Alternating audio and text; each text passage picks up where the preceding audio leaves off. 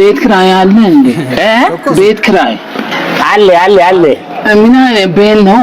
በየደረጃ አለ ችግር የለም ገዛን እኔ አንድ ክላስ ነውና አለ አንድ ክላስ አለ ዱቤ ነው የሶስት ወር ቤተሰቦች የቤት ኪራይ ዱቤ የተጀመረ እንዴ? ኧረ ተንኮሱ የማያመጣብን ነገር የለም። ዱቤ ይቻላል እንደዚህ ይቻላል። ዱቤ አለ ና ግባ ና እንጂ ግባ አለ እንዴ